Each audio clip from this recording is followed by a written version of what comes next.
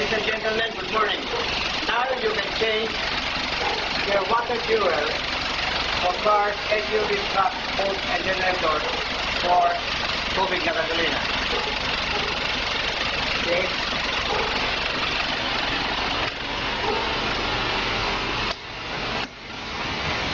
Remounted. This is the Dassault SXO technology. This is a research of 30 years of scientific invasion. Now it comes to a reality. This is the water reservoir.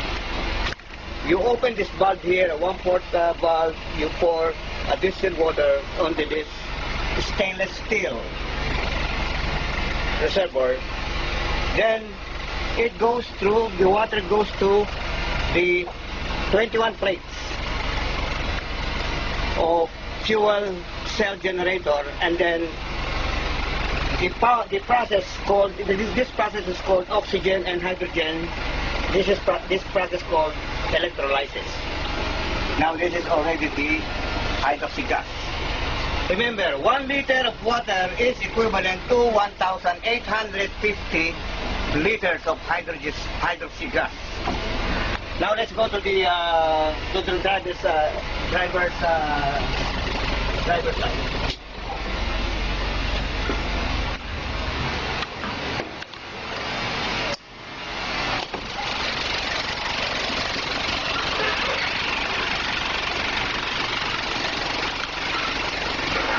This is what you call the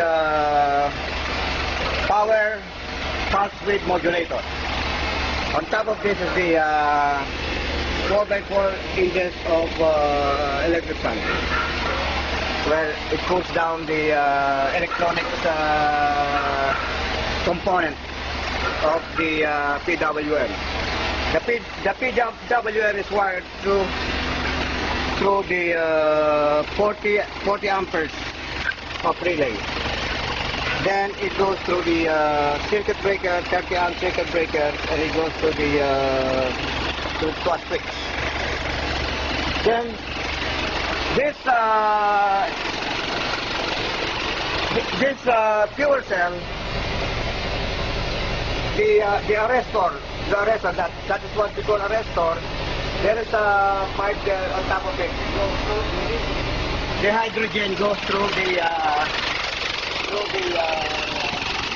intake particle of the engine. That is the hydrogen in demand that goes through the intake, internal chamber of the engine, and it is all the carbon component of the truck, thereby creating an environmental friendly atmosphere wherein there is no more what you call belching. There's no smoke. See? As you can see, there's no smoke from this truck anymore. Let's go back to this system here. The state-of-the-art invention of the Dassault technology, it goes through the hydrogen. Then this pipe goes through the intake manifold. This is the Filipino dream, the dream of every Filipino to have like this. Because the hope of every youth, we have to have a hope for let us end poverty. God bless the Philippines. Thank you.